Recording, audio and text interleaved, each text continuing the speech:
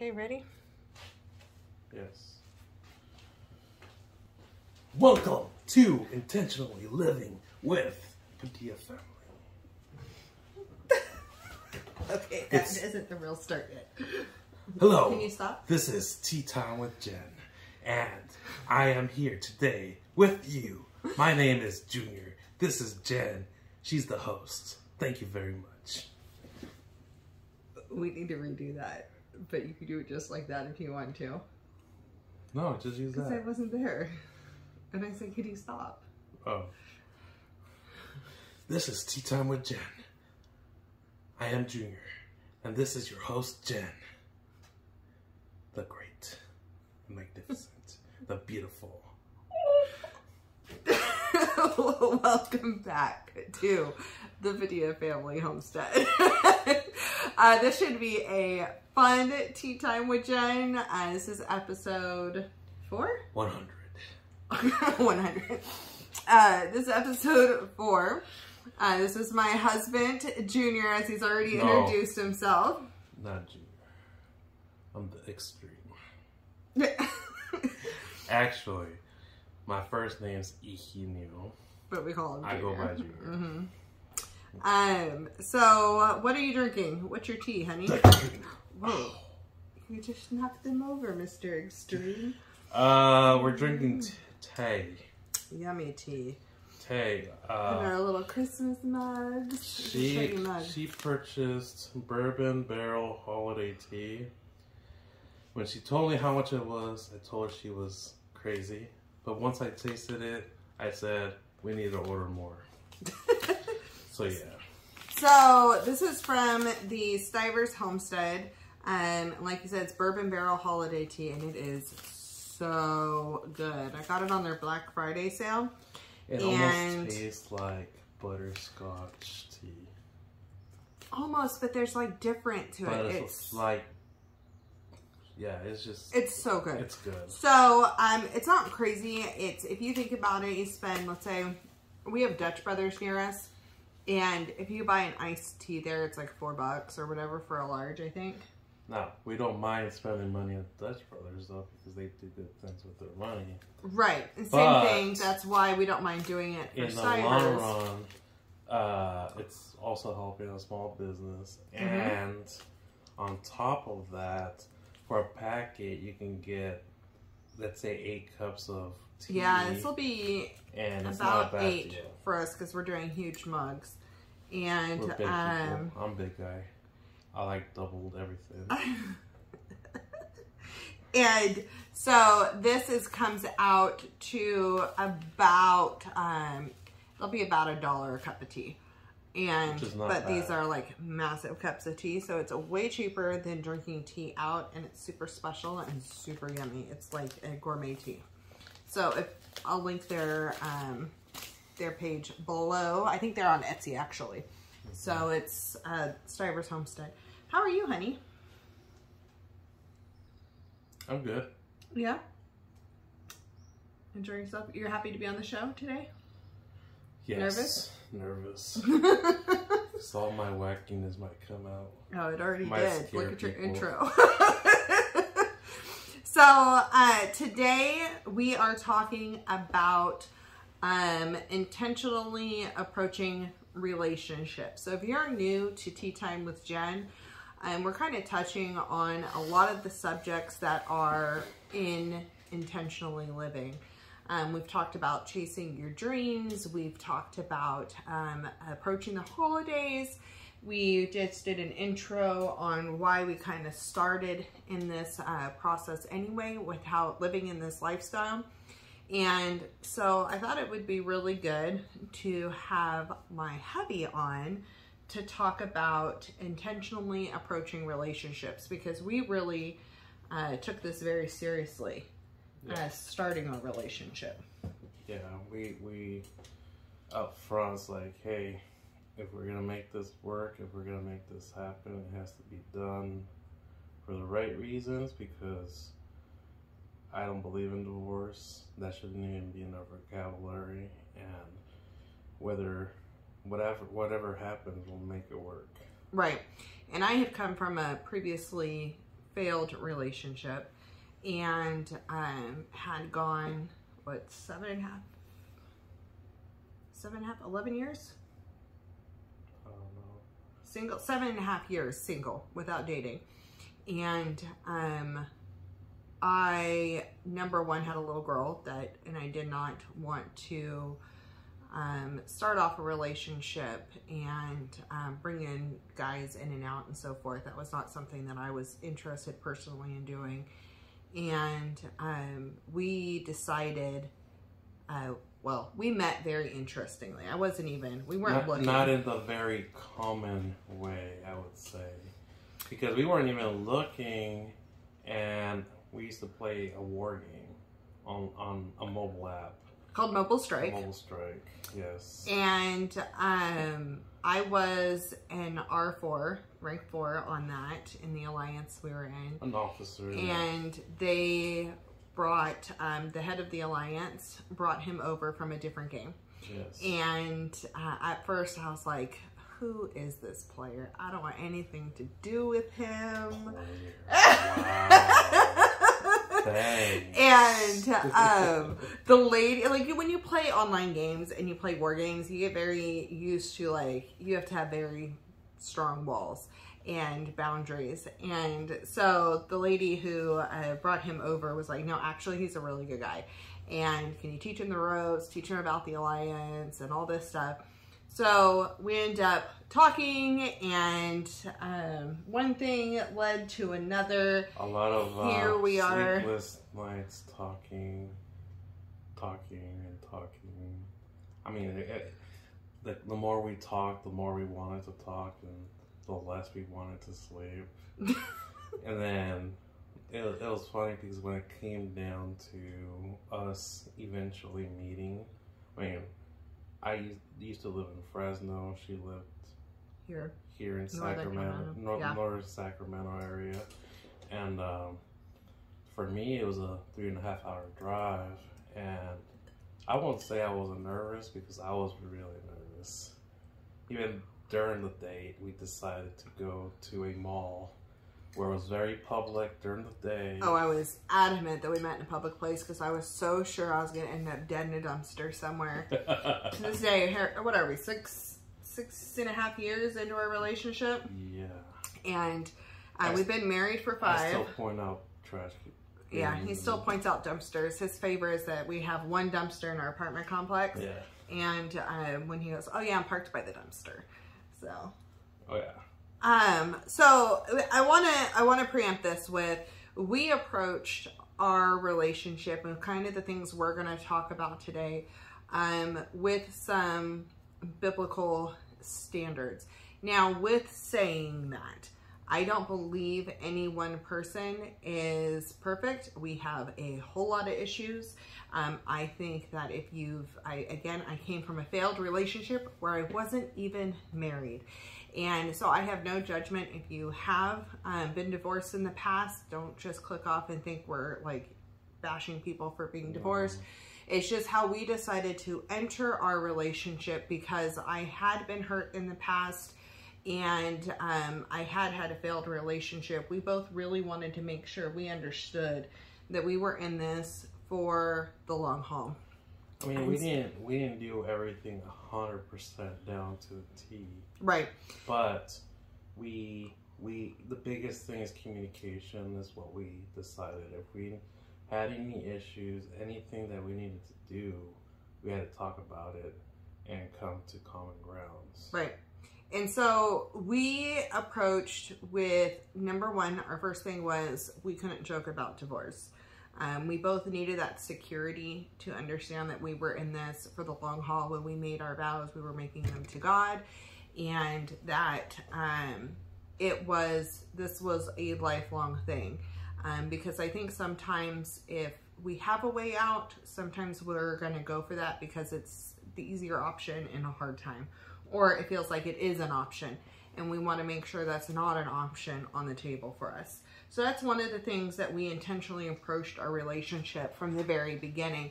But there's a few things that we do kind of, I don't know if it's unique or I don't know. Well, we communicate a lot.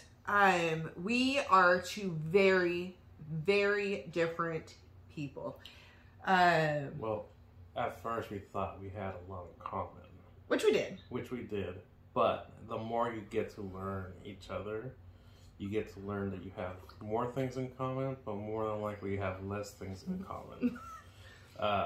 Just also different backgrounds, different ways you were brought up, different ways you were raised. Cultures are different. I said on a previous, when we were talking about the holiday tea time with Jen, I said my husband was Mexican. And I'm going to correct myself because my husband gives me all kinds of crap. American. He is an American. He is a first generation born American. Yeah. And he has Mexican roots. And so my parents are from Mexico, and they came over. They have my mom's a U.S. citizen, and my dad has this residency card, or however they call that. Right. And so I was raised just about an hour north of here. And I've kind of lived in the same bubble my whole life. And we have very different cultures, from the music we listen to, from the traditions we had, different things. I was raised Protestant Christian. He was raised Catholic. We came in with a lot of different things. And so one of the things that we really made the point to do was to put value on the differences. Because when you get married, two become one. But that doesn't mean he becomes me or I become him. We are becoming something new. Yeah. And so we really sat down and we decided that we were going to approach different holidays and just lifestyles and cultural things the way we wanted to, and the way what was important to him and what was important to me, and try to find that balance and really listen to what was important to the other person. I think one of our biggest downfalls is we will try to not do something for ourselves to make the other person happy, but then it's not making them happy because then we're neglecting ourselves. Like that's one of our biggest. Like, we're so anxious to help the other person that we don't think about ourselves. So we're not like selfish. We're like always thinking about the other person, but the other person also cares about us. So we're kind of both like, oh, why aren't you taking care of you? Because you're always busy taking care of me. Why aren't you taking care of yourself? And she can say the same thing to me. Why aren't you taking care of yourself? Why are you restricted to take care of me? Right. It's just that we care about each other a lot. That, I mean, it's hard sometimes to just to even consider, like, hey, she's right. Like, why am I not taking care of myself? But I'm like really always thinking of taking care of her. Right. So I think that's something that we continually learn to find balance with. Yeah, and it's always a struggle. But with that struggle, as long as we can talk about it, discuss it, make plans about how we're going to approach it and go from there, I think that helps a lot. Yeah, we'll step back and if something's frustrating us, we won't just, okay, he is more emotional. Yeah. On his, like, emotions on his sleeve. I am much more, I can be bossy and take control. And so that's something I try really hard to curb. Yeah. And allow him to have value in his emotions. But on the other side of it, I grew up with, my daughter will say, like, I'm the suck it up buttercup mentality. Well, that's how it's brought up, but on the other side, it's like, we have to find value in that. Yeah, it doesn't help when people just hide their true feelings all the time. When I used to hide it, I used to have more depression. Now that I actually talk about it, I have less depression, and it helps me mentally and spiritually a lot. Not having that extra baggage on my back that I'm just hiding all my emotions away.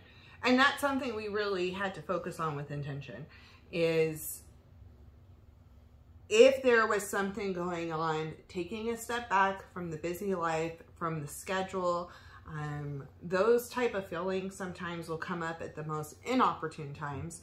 And it's this is something just as important as anything else. So valuing each other's emotions and knowing that the other person loves me enough that it's like, are you getting a little extra hormonal right now? Like, going, not just snapping his head off, going, hold on a minute. We catch each other. It's like, hey, just so you know, you're coming off a little bit extra right now. Is there something going on? Do we need to discuss something? And then we start thinking, and we may blow it and be like, no, not at all. But, I mean, after we say something, something usually happens. Triggers. And then we work it out to where it's toned down or something. Right. And we really look at what is causing it. If there's extra stress, if there's some outlying thing that needs to be dealt with, if there is a misunderstanding, if there is some sort of something to where we have to speak truth over the situation. Also, sometimes we are our own worst critics. And it might not even be anything, and we make it into something. Right, and then being there to talk and communicate. Communication is so key. That's our biggest thing. Especially, I feel like with me, because I feel like I'm dyslexic, and I think I'm dyslexic because I can read a thing a million times and still make no sense of it. Right. But on the other side is I can say something and it can come out wrong without me even meaning it a certain way, which she would find it that's not. At first, that was a huge challenge. And I'm like, excuse me, what did you just say? It kind of still is. It's just sometimes I don't think before I say. I just say, and when I think about it after a while, after 5 minutes, then I'm like, oh. Or if she explains it to me, like, oh, I'm sorry, that's nothing what I meant to say, and I'm sorry. What I meant to say is, like, I find different ways of saying it, and then there's like, oh, okay. But we came around to that because it's something that we can go, what do you think that means now, instead of getting feelings hurt? Yeah. And so forth. So we've really worked on communication a lot. Well, that, and also learning true like life and true meanings of like I come from a Hispanic background, and everybody in the Hispanic background has this thing where family's together, everybody's tight, everybody's close, everybody functions together, and in person. And my parents are like that, and in a way, like, us boys are made or brought up to be like mama's boys type of thing. So in a way, which isn't a bad thing, which is not a bad thing, but in a way, like, me learning that there's this thing called leaving and cleaving, especially when you get married. Like, you have to build your boundaries, you have to create healthy boundaries to let them know, like, hey, you're creating a life with your family, which is your wife and your daughter.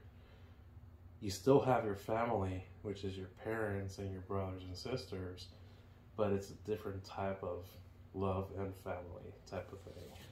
And knowing that sometimes you need that extra space sometimes because you gotta create your own memories with your family and go from there, versus it's not that you're trying to forget them or anything like that.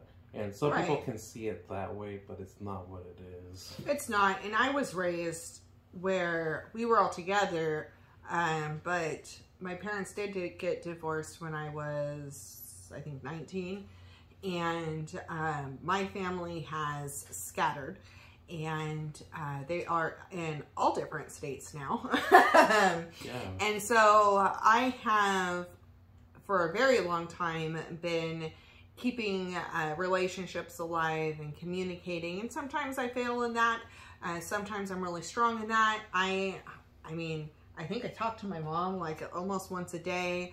I talk to my dad a little less often, but it's just life gets busy. It's different. It's I think we talk every few weeks or so. It's hard because, like, on one side, if you're the one putting in all the effort, it gets hard on one side because nobody else is trying.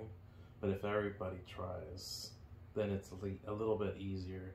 But even then, over time, like, you find yourself not finding the common ground of what to talk about. Like, all you can say is hi, hello, what's new, and how's everybody. And I think that's a huge part of not just facing marital relationships, but with friends, with family, no matter if you're close or if you're far away, is taking the time to go, what's going on in your life? And not assuming you know what's going on, but actually listening and hearing what's going on, and taking the time to have conversation and to build that relationship intentionally. It is hard. My best friend lives in a different state. My really close cousin also lives in a different state. My mom lives in a completely different state. My dad's another one, and my brothers are all over the place. And it is difficult. And so making sure that when you catch yourself, you are taking the time to make the phone call, and starting small, intentionally asking questions, and building that relationship. And we're not perfect in that. We struggle in that all the time. But it's something we're trying really hard to focus on, is building those relations and making sure that we're building it even when we're not super close. And I think that's something that I do a little bit easier because I've been doing that for a long time. Whereas with his family, it's been a little bit more difficult because it's so used to doing things in person all the time, but still knowing that they are loved, that we wish we could be super close, but it's not something that we can physically be in the same place all the time. And so still doing our own life, but keeping those we love around us. I think that is something that takes extreme intention to do, to build, to add in a marriage as being a mom, trying to make sure that building the relationship with my daughter and keeping her value and importance, but also then setting up our relationship with the way it's supposed to be, where it's God, husband, spouse, God, spouse, child. And so keeping that balance there while knowing her, never doubting the fact that I'm trying to replace her. Him coming into different relationships and learning to be a stepdad, and my daughter calls it a bonus dad. And so being an additional person to love her and not try to replace her dad ever. And it gets tricky sometimes, and it takes a lot of patience. It's hard and tricky, but the thing about it is when you care about somebody, multiple somebodies, you make it you make it happen. Right. And so I think that's one topic for relationships, right? That went a little bit further in that direction than I originally planned. But, so that's kind of how we met, kind of our differences in our background. We talk about communication a lot. It's key. Speaking truth over situations, but also having empathy. Putting myself in his shoes and him putting himself in my shoes as much as possible, and not trying to change each other. Again, going back to that, we're two individual people who are creating one new unit, right? And we are two individual people who are going to keep growing and growing and growing and growing and growing. And so if we don't continually grow together, we're going to have a problem. Right. And so making sure that we are taking interest in each other's things. Okay, my husband is a gamer. I played games when I was single. I don't play them as often now, but I don't expect him to stop playing games. And I make an effort to try to play games with him. Whether we play, we've played PUBG, we've done Minecraft, we're playing a computer game, Shroud of the Avatar. We have things that I will purposely take time to spend time with him and play games, because I know this is something he loves and it's a huge interest, and it's not going to go away. No. And on the flip side of that, he takes the time to watch the YouTube videos with me and give me input and help me with the garden, and he'll go out there and he'll walk and look at the plants with me, and he takes an interest into the things that I'm doing at the same time. Yeah. And I think that's key, is that we really put in that effort and continually get to know and court, date our spouse. Yeah. Just because we're married doesn't mean you can't keep dating her, you know? Just because you're married to her doesn't mean that's all you need to know about her. I mean, with my wife, she's continuously surprises me all the time. All the time. Whether it's her craftiness, whether it's her, her craftiness, her abilities to bake, she has this attention span to learn, and she wants to absorb. She's like a sponge. And she might think I'm not paying attention, but I am paying attention. Even sometimes when I'm in the background listening to her videos, and I ask questions. Like, we just did some fermented hot sauce. It was bomb. Spicy, but really good. He was questioning that big time. He's a good guinea pig. Yeah, I'm the guinea pig. I try everything. And that's part of the thing is I know not everybody is 100% a crafter or whatever, or does everything, but spending the time to do what your other partner likes to do, or read, or even if you don't like reading, have them just read to you. I enjoy when, like I said, I'm dyslexic, and I enjoy when she reads to me, because she actually knows that I want to learn also. But on top of that, it helps me understand it to where I'm not just reading it, I'm actually understanding it, and I'm absorbing it. Right, and sometimes he has to remind me to make that effort. And along with that, with making the effort to be involved with what the other one likes, it's knowing what the other one's love language is. And that has been something that I have to slow down and take value in that. He is touch. I am not touch. I am more acts of service. And so I can give all the acts of service, and he'll want to touch. And I'm like, well, there's a misconnect here, right? Yeah. And so I have to take the time to intentionally hold his hand, rub his back and make sure we have cuddle time and do those things, because I know that that is where he is receiving the value. But he understands that I'm an active service person. So he knows that when he builds the fire in the morning or takes out the trash or things along those lines, those are little ways that he's telling me he loves me every day. And he also understands that as I'm cooking and I'm serving food, that's one of the ways I'm showing him that I love him, is by doing those acts of service. Yeah. And I mean, we have other love languages, but those are, I think, our key main ones. ones.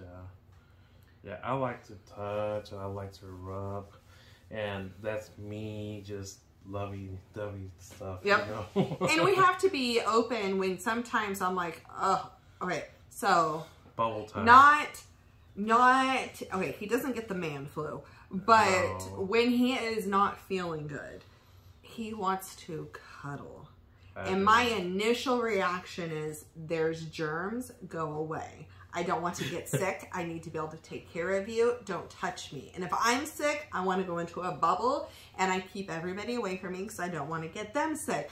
But he loves, like, he needs that cuddle because he already doesn't feel good. And so it's learning, okay, so we can do that, but let's, like, not share drinks when you're sick. We hardly share drinks as it is. Really? Yeah. You steal my drinks all the time, dude. Sometimes. And it's coffee, alright? I'm like, how many cups of coffee did I have? He's like, 1.5. Yeah, true. It's true. True. But it's okay. So we're married. Learning those little things have made a big impact for us. So we had our 5-year wedding anniversary. We've been together 6.5 years. That was just and yesterday. I feel like we are still the same people when we got married, but we're completely different people from when we got married. Yeah, the thing about it is, I feel like the first 2 years, I feel like the first 2 years were harder just because we were still learning each other. And then after that, it slightly got easier. I mean, it's not easy because Relationships take work. yeah, it takes work. But I do want to say that, like right now, I feel like we can understand each other a little bit more, and I'm hoping that we still learn from each other as we go along in life, and it is gonna get easier because we already know some of our habits, some of our tells, Right. some of our love languages and all that stuff. So, I mean, we'll still be able to learn from each other, but if I feel the closer we are and the more we care about each other, we tend to make things easier. I think. And I think, though, too, we've learned each other's strengths and weaknesses. Yeah. And I am an introvert. He is an extrovert. He feels like sometimes he doesn't say the right words, so he likes me to do the communicating. But I like to stay in a bubble. And he likes to have people all over the place. And so, I could be outside barbecuing and I'll make conversations with just random strangers. And I'll be out gardening and I'm like, don't talk to me. But I've gotten better because I've worked retail. I've been in retail management. I was a recruiter. I mean, I have trained extrovert tendencies. And I do know the importance of building community and relationship. Yeah. And that's really, but it's not my knee-jerk reaction. My knee-jerk reaction is, ah! But then on the other side of it, I go, I need this. And he has taught me the importance of that big time. So it has been one of the things that usually, like, he'll ask me because I'm good at communicating. And so he'll ask me to do the communicating. And then people will assume that I wear the pants in the relationship. And I'm like, yo, no, I don't. I swear, just because I'm bossy doesn't mean. What that means is that we already talked about it. She's just putting it in easier terms than not what I would. Right. Because I could botch up a conversation pretty quick, but, you know, people, I don't know. I feel like people sometimes like me and understand. They do. You're very lovable. You're a big teddy bear, man. I don't know why. I'm pretty scary. You're not scary at all. Because I'm the extreme. So there's that aspect. And then I think we balance each other. We find balances. So we're growing with each other. I got squirreled there for a second. We grow with each other, and we are purposely continually getting to know each other. I throw him for loops sometimes because, like he said, I'm constantly learning. I'm trying to learn all kinds of new skills. I get one, I try to move on to another one and learn another one. And he's like, what are all these projects going on?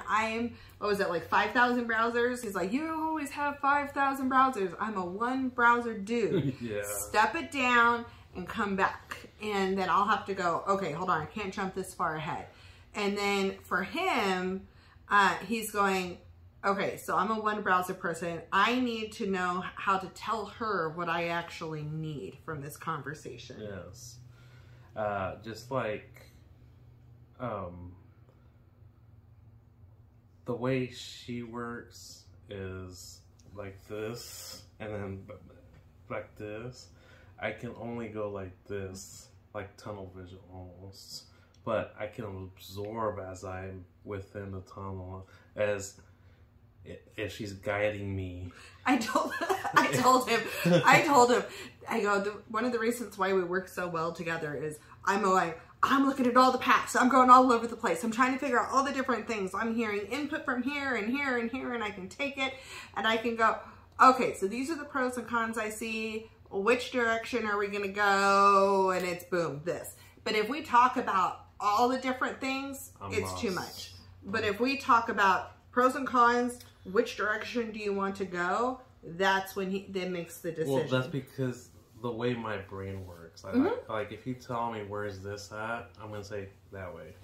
Because I have like I don't know. I use my head as a map, and the way I like to piece everything in my head. So if I have one thing at a time coming at me, I can piece it here, here, here, and here. Because in my brain, then it gets all scrambled up. But in my brain, it's like, okay, step 1, step 2, step 3, step 4, because it becomes a list in my head. And I'm always lost. And she's always lost. I have no map in my head. Yeah. So, we both have ways that work for us. Was that a right turn? Let me turn it over and make it a, let's go south. You don't even know where south is. I don't. You wouldn't know. That way? That way. Oh, I am right? Yeah. Oh, that's impressive. I usually say that way, so I think he was surprised. But it's not the fireplace, it's the window. Actually, south is that way. Oh, it is that way? Yeah, because this is a freeway right here, so it's going... I'm always lost. I'm always creating. Nothing is black and white for me. There's gray area everywhere. Now, at work, everything was black and white. And I had to learn where to put in those gray areas. But in cooking, in creating, in gardening, nothing's black and white. You just go for it, and you get to do all these fun things.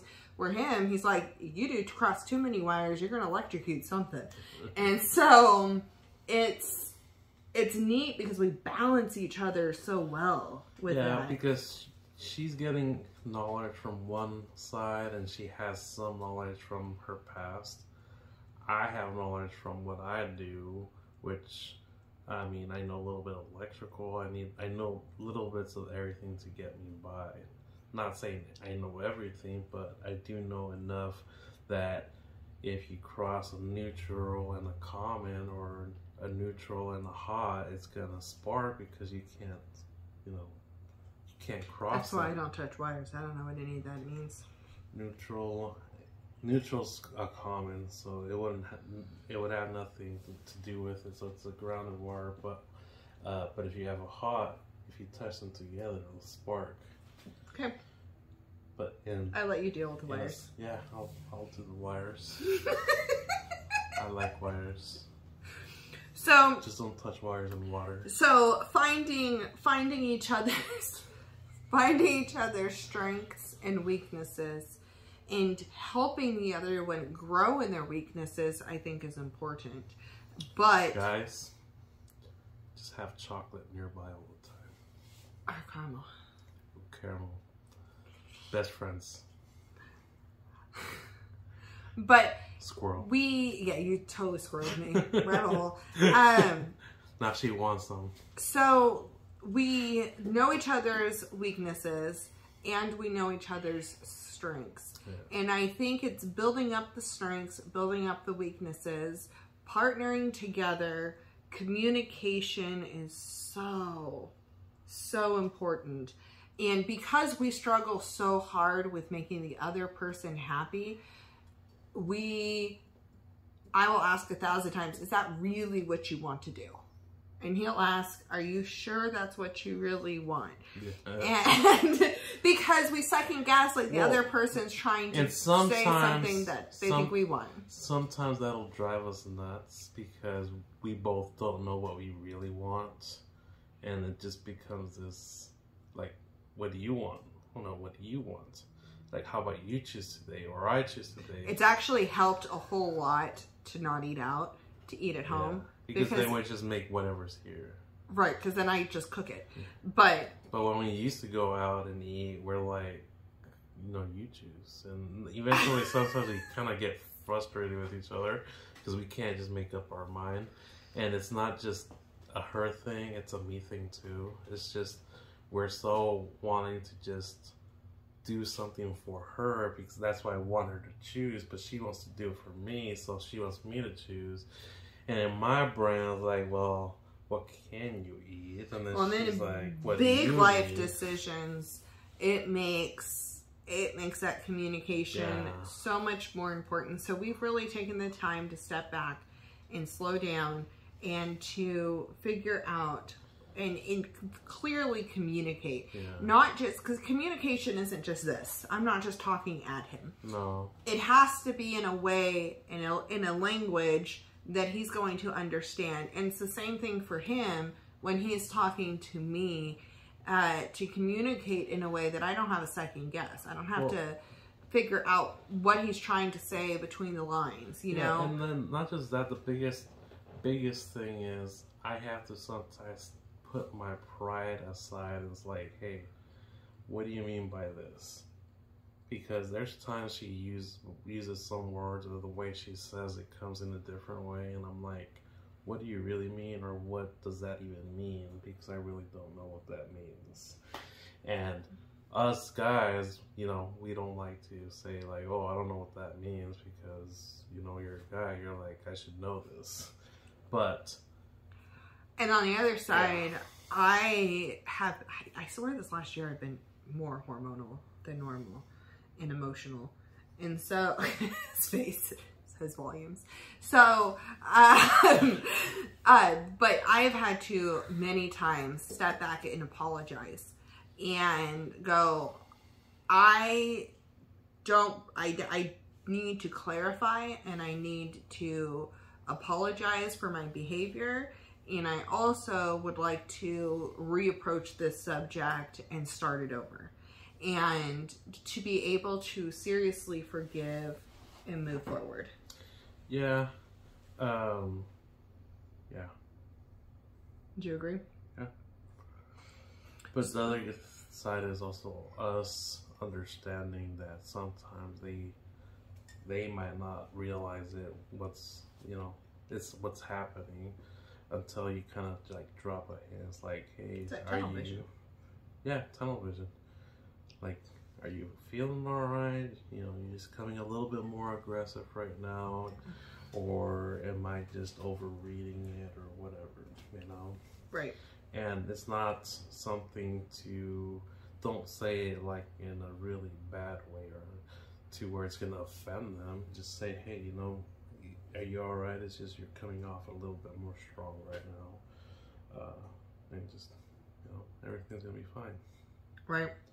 And I think another key thing for relationships, it's just one of the last things I want to tie in, is we both dream differently. Yeah. Sometimes our dreams collide. Yeah. Which right now a lot of our dreams are colliding. Yeah. But a lot of times they're completely different. And so finding ways to support each other's dreams and to find value in the other person's dream and being willing to sacrifice some comfort and well-being, not well-being, comfort and personal wishes to make, to fulfill your partner's dream, I think is really important. And that's, him being on YouTube is huge. He's not big about being on camera per se. You're really good on it. You're funny. I'm not funny. You're more comfortable, I think, on it sometimes than I am. I don't know what you're talking about. But so I think that with that, when you have that support and you have that safety net, it's easier to go for your dreams. And so being each other's biggest cheerleaders, yeah, I think is really, really important. And like we talked about, it's in our relationship, we really viewed our relationship in our household as God, spouse, kids. Yeah. And ours is a little bit extra complicated because Emily was mine from our previous relationship. And then we, from there, branch out to our extended families. And that's where parents, families, and so forth, and our friends. Yeah. And every relationship is different because each individual is different. And going back to the differences in how often I talk to each one of my parents, each one of them, I think, requires a different level of communication as well. One likes to talk all the time, one probably not as much. It's the lifestyles, where we are in lives. Both of my brothers are extremely busy. I don't talk to them as often.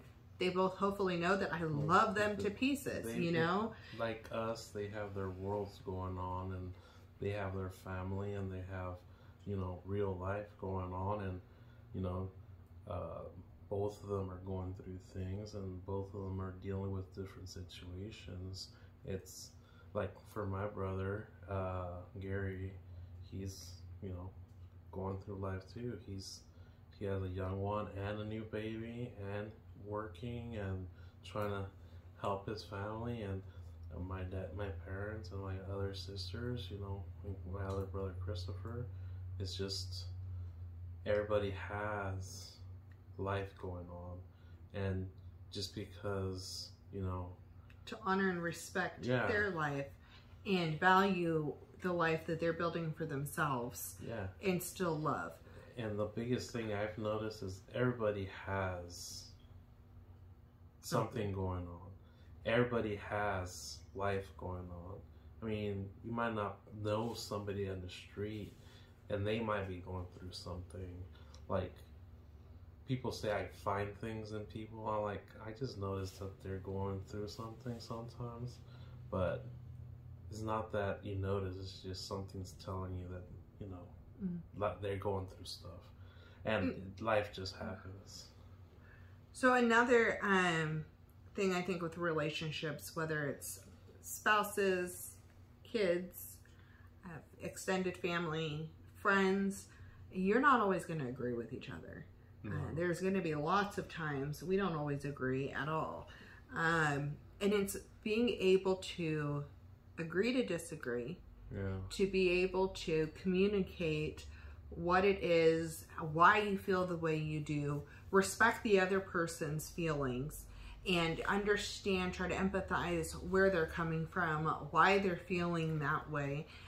Sometimes one or the other may change their mind, and sometimes not. Sometimes you're just going to agree to disagree and to love the person enough that you want them to have their best life, and you want them to respect your beliefs, and you're going to respect their beliefs.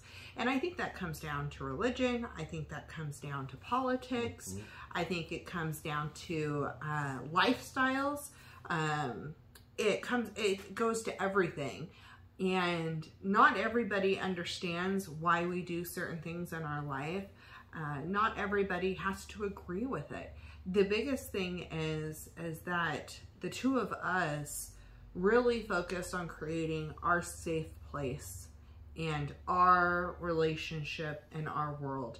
And that was what we had to work on. Because we have that safe place now, and we have that foundation, and we have the knowledge and the trust and the support, our home is definitely, I've gotten that a lot this year, is that it feels safe. It is safe. And it's not somewhere where you're going to get attacked. It's not somewhere where there's aggression or drama or anything like that. It's built on trust, a lot of trust. Because if you don't have trust, then everything else is pointless. Because you gotta be able to trust each other and communicate. Because if you don't have that trust right there, there's gonna be doubt. There's gonna be other things that are always in people. You know, it's really hard to have trust, because once you destroy the trust, it takes a lot of extra work to build it. Yeah. But it's worth building it. If you're in a place where you have broken trust in relationships, I really we recommend encourage you to intentionally build that trust back. And it's not going to be easy. No. But it's something that is But when you have it, I mean, you know, it speaks. Right. And so that's something that we have worked very hard, is to build our safe zone, our relationships here in our home, build the foundation, and be able to branch that out and share that with the world. I mean, this year, I'm a hermit, guys. I don't like going out that much. And we have had, this has been the year of visitors. Yeah. I don't know what happened this summer, but like his dad and sister came out for like a week. My mom was here for a few months. My aunt's been out. Yeah, which is funny because this year is like, oh, we know we hardly have visitors, so let's just extend our kitchen. Let's get rid of the couches. Let's just have a table and chairs. We'll be fine. It's a lifestyle choice that people don't get. So we live in a 2-bedroom townhome apartment. It's less than, it's like 900 something square feet. Something like that. We have a very small kitchen. We do all of our cooking from home. Yeah. And I'll tell you what, an apartment kitchen is rough. Yeah. And so I was talking to Junior, and we were like, honey, I need more space. I need more, I don't have a pantry. I need this. And we created a Harry Potter closet into this pantry. We got rid of the couch. This used to be our living room. It's now the kitchen table. The kitchen table, the dining room and living room are one of those that's like right there with each other. And it's not that big of a space. So then we put a kitchen island into the dining room area so we could have an extended kitchen and have a chest freezer in there. And it's just, we threw our house upside down and did something that works for us. And I do not regret it. No. I think it's amazing. It works for our world in our life. And if we have people over, it's usually around the table eating, playing games, doing whatever. But when you have people over for extended periods of time, you definitely miss the couch. You do. You definitely do. But we had to do what works for us, and we had to do it because this is what we need, is more space. And at that time, we didn't need the living room. We needed counter space. It works. It works. It still works. Yeah. It works for having people over. Our family is not that big, so it's not like it's. Well, if everybody were to come over, it's big. Well, that's the thing. Our main, like the main family. Like there's 3 of us. 3 of us. So it works. Right. So you figure out what it is that's going to make your home the safe space. Yeah. Work on building your relationships, and I think it's figuring out what you want from relationships. And you may build yours differently. Yours may not be faith-based. Right. It may be a different religion. It may, whatever it is, you are going to approach it a different way. And I think the important thing is that you know what's right for you, and you have that communication within your relationships. And you cherish that, and you nurture it, and you let it grow. And you have to do it with intention. If you put, some plants, if you just throw the seeds in the ground, they're going to grow, right? But they're not going to be as healthy. They're not going to be as recognizable, and they are not going to, I don't know. I blanked on the third one. But it's the same thing in a relationship. If we don't put the effort in, and we're both doing our own things, working all the time, he's not going to have any clue on what I'm learning and what I'm doing. I'm going to have no idea who his friends are. We're not going to be able to connect, and there's going to be a great divide between us over the years. And that was something that I know I've seen in relationships through people that I know, and really was like, this is something I don't want. And we really modeled our relationship off of the things that we knew didn't work with people that we knew, but also things that did work. Yeah. And tried to take the pieces from what we know to be right and true. Yeah. And to really partner those with those. And again, it's what we were convicted about for relationships. And we were very clear about that from the beginning. Very clear. Yeah. The biggest, what she's saying is that in the long run, you have to make sure you know each other and have that understanding and trust and bond, and learning from your surroundings and making sure that you apply the good things. And biggest thing is, in our point, is keeping God in mind on what would God think of this, and also speaking to God and asking God for guidance, and making sure everything's done the right way, in the way it should be done, and not in a not so easy good way to do. Life is hard, but I think if it was easy, we wouldn't enjoy it as much, because I definitely wouldn't be as thankful.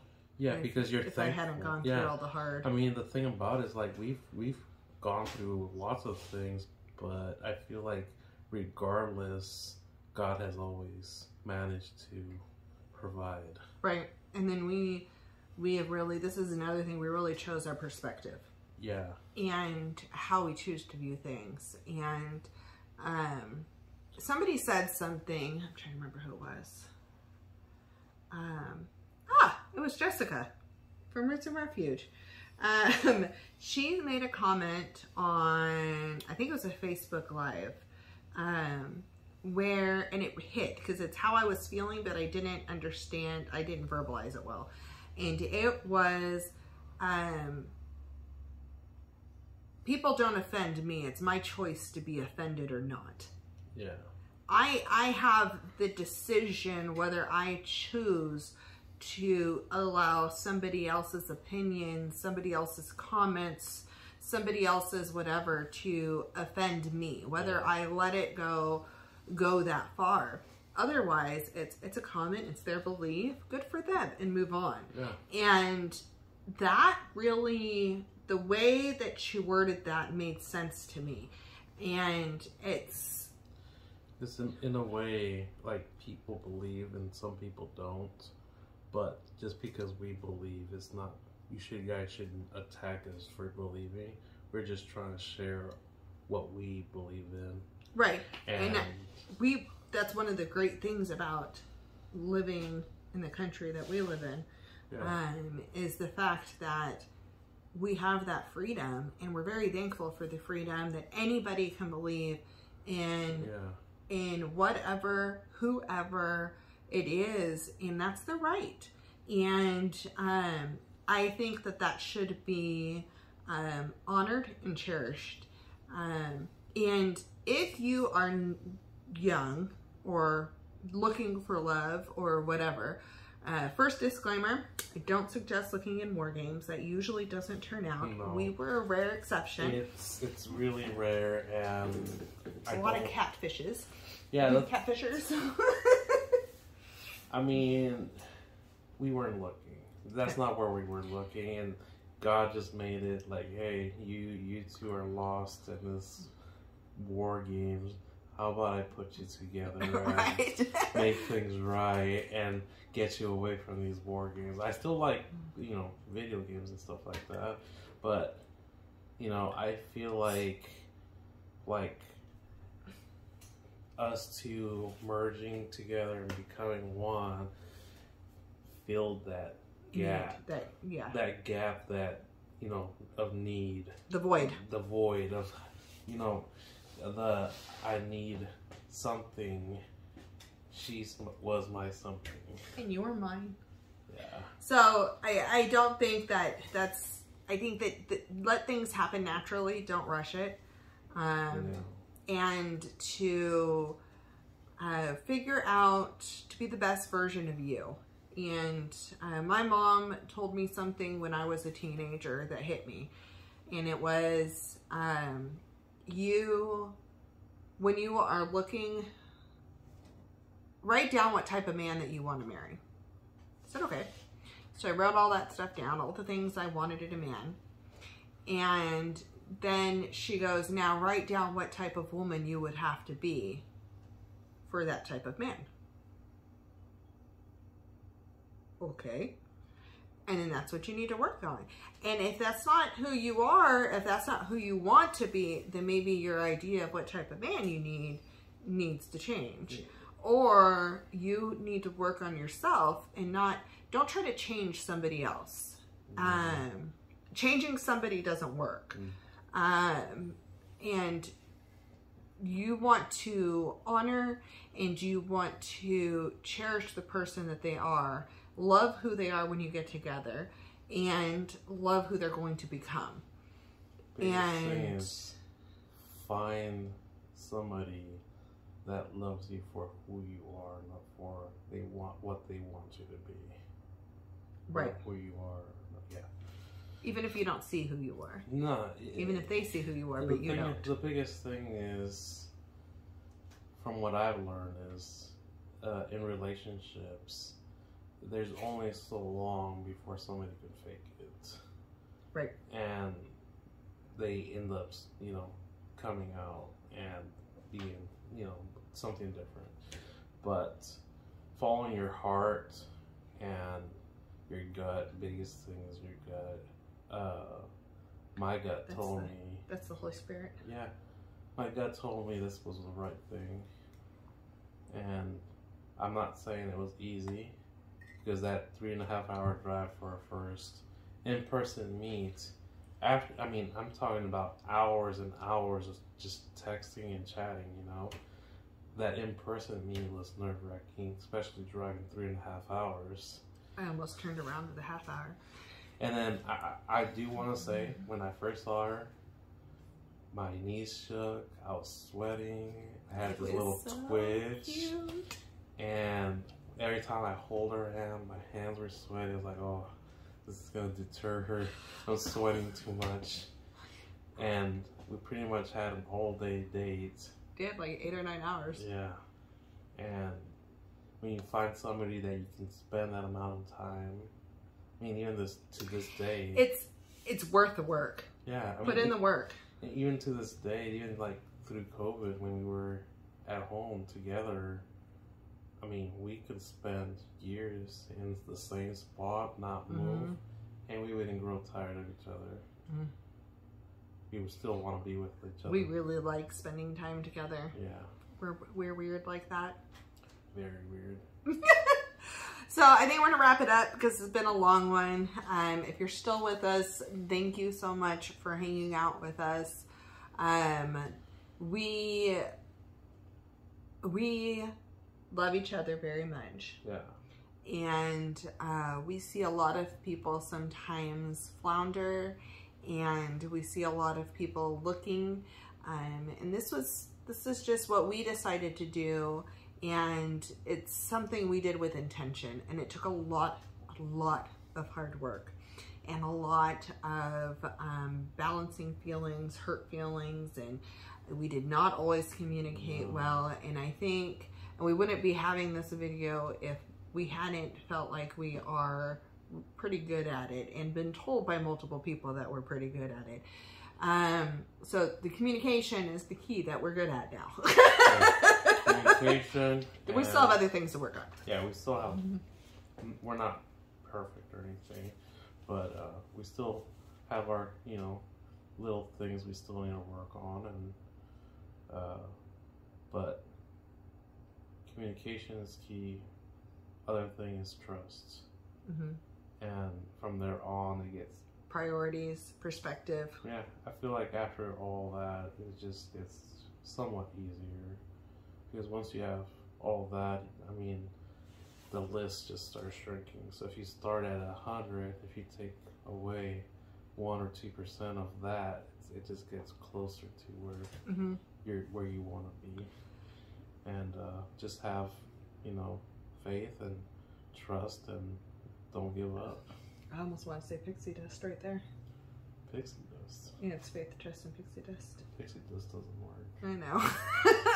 Okay. Don't get stuck on the...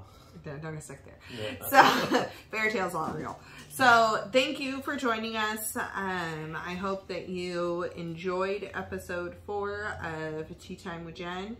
And we will be back with episode 5. I think we're going through January if everything goes as planned. Yes. And then we're going to take a break after that from this style video, and then possibly come back. We just have lots of fun stuff up our sleeves. So thank you for joining. Thank you for talking me into doing this style video. No problem. If you loved seeing this guy on the channel, make sure you leave a comment and tell him you want to see more of him, because I think he's pretty funny. What? More? You guys want more? We'll see. Okay. Okay, so we'll see you soon. Make sure you subscribe and like and comment. We'll talk to you later.